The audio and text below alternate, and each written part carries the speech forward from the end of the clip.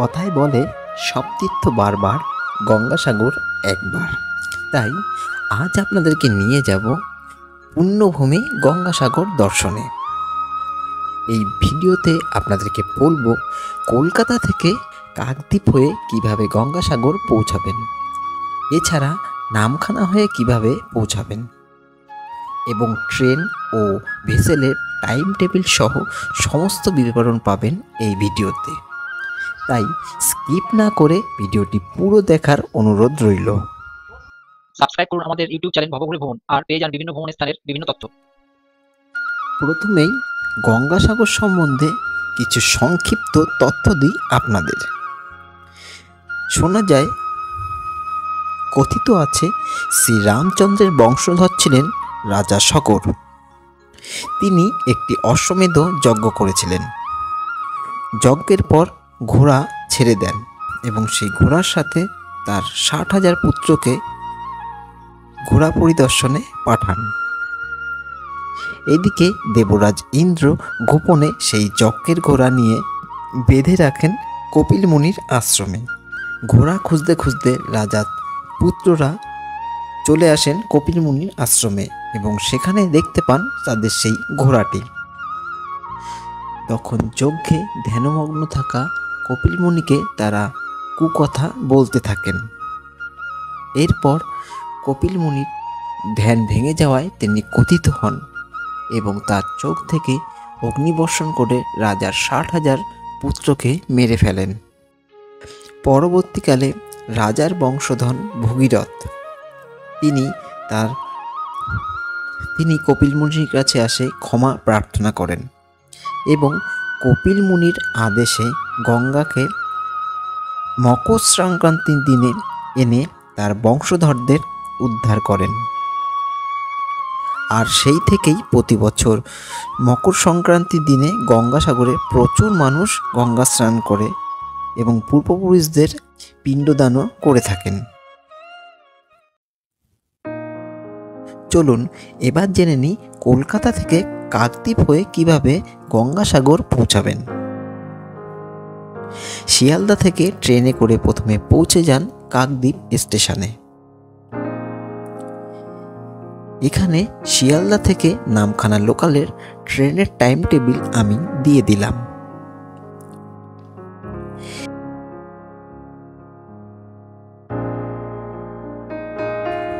এবার কাকদ্বীপ স্টেশন থেকে টোটো করে লট নম্বর 8 ফেরিঘাটে পৌঁছে যান।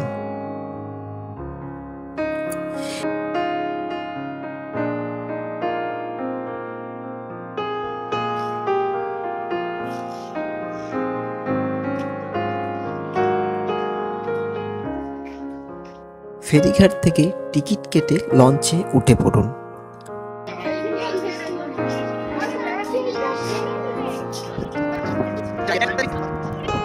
এখানে আমি ফেরি সার্ভিসের টাইম টেবিলটা আপনাদেরকে দিয়ে দিলাম।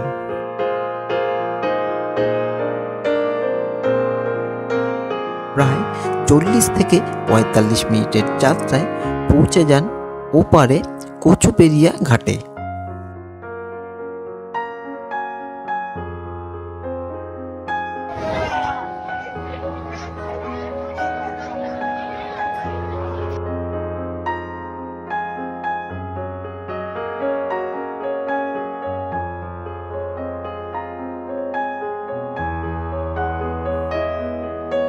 এবার কচুপেরিয়া ঘাট থেকে আপনারা ম্যাজিক গাড়ি বা বাসে করে পৌঁছে যান গঙ্গাসাগর।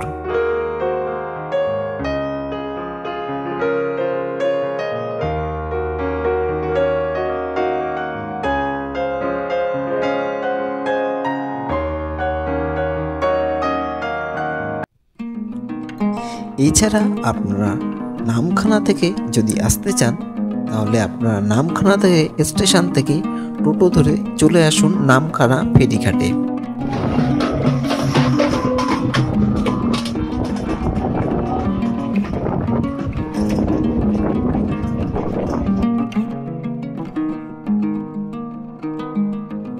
এবার নামখানা ফেরিঘাট থেকে লঞ্চে করে চলে আসুন বেনুবন ঘাটে।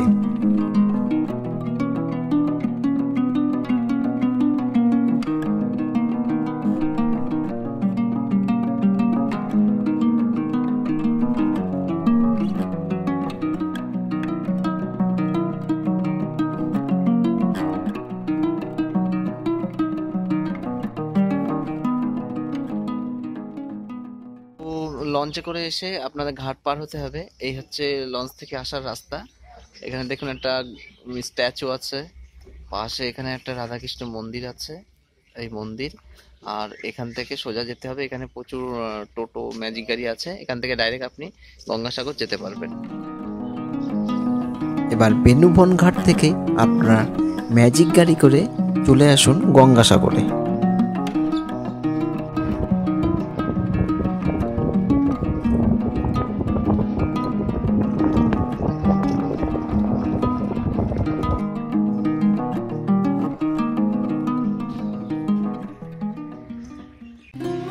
গঙ্গাসাগর পৌঁছে আপনাদের প্রথম কাজ হবে থাকার ব্যবস্থা করা।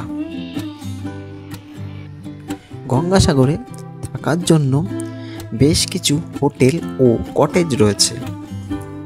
তবে গঙ্গাসাগরে প্রধান থাকার জায়গা হলো বিভিন্ন আশ্রম। এইসব আশ্রমে থাকা ও খাওয়ার খরচ নামমাত্র। তবে যদি আপনারা হোটেলে থাকতে চান তাহলে থাকতে পারেন পশ্চিমবঙ্গ সরকারের ইউথ হোস্টেলে, হোটেল খনিকাতে। এছাড়াও আরও বেশ কিছু হোটেল আছে, আমি তাদের নাম ও নাম্বার দিয়ে দিলাম।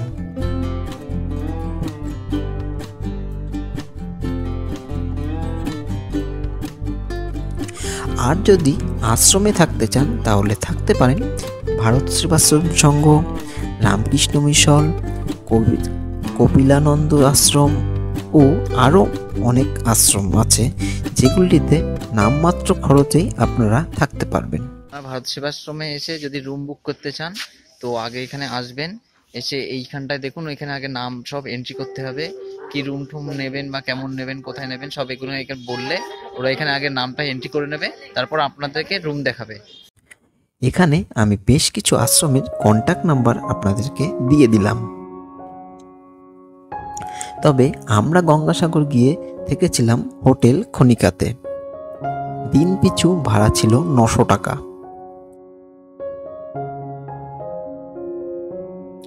আর খাবার খেয়েছিলাম বাইরের হোটেলে।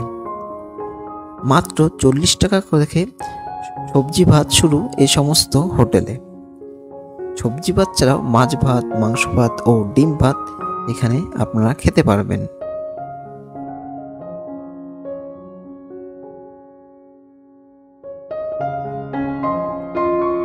থাকা ও খাওয়ার ব্যবস্থা হবার পর আপনারা চলে আসুন গঙ্গাসাগর সঙ্গমে। স্নান সেরে প্রথমেই পূজা দিন কপিল মুনির আশ্রমে।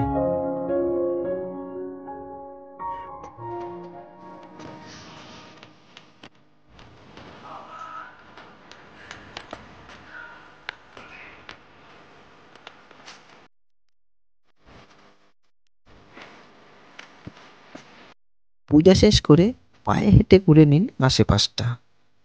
আশেপাশে রয়েছে কপিলমুনি সরোবর ও তার পাশে রয়েছে বাবা ভোলানাথ, ভগীরথ, কপিলমুনির স্মৃতিবিগ্রহ, বিভিন্ন মূর্তি। একে একে এগুলো আপনারা দেখে নিন।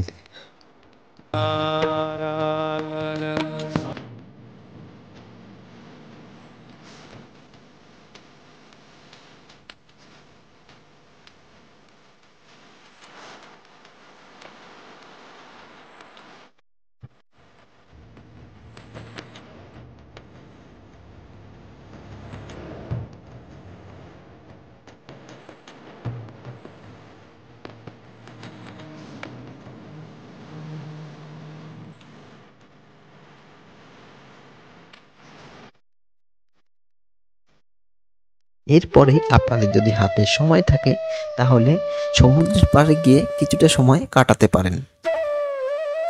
এই সমুদ্রে প্রচুর নৌকা আপনারা দেখতে পারবেন, যারা মাছ ধরতে যাচ্ছে এবং মাছ ধরে ফিরে আসে। তাই বেশ কিছু সময় পারলে এখানে কাটিয়ে নিন।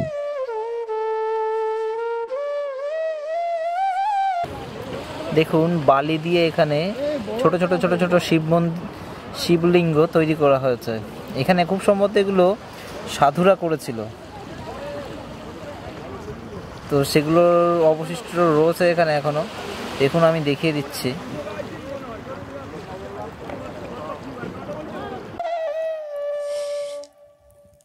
এবার আপনারা চলে আসুন হোটেলে, কিছুটা সময় বিশ্রাম নিয়ে নিন।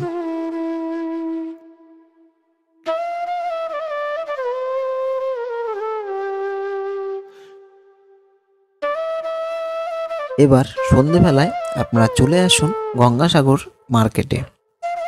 এখানে এসে আপনারা কিছু কেনাকাটা সেরে নিন এবং সন্ধেবেলার টিফিনও এখান থেকে করে নিতে পারেন।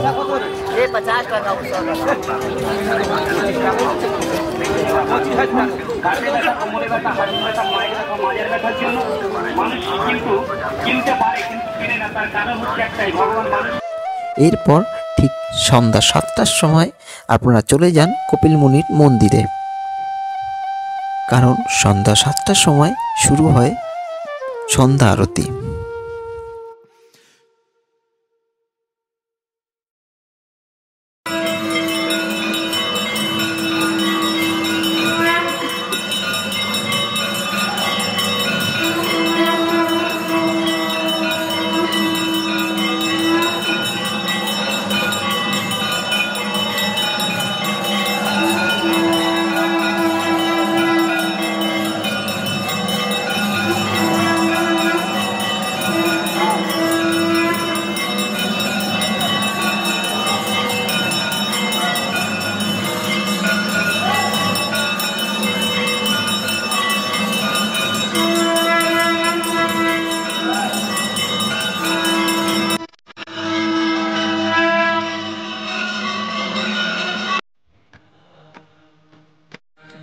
সন্ধ্যা আরতি দেখা শেষ করে আপনারা মন্দিরের আশেপাশে থাকা সাধু সন্তদের সাথে একটু সাধুসঙ্গ করে নিতে পারেন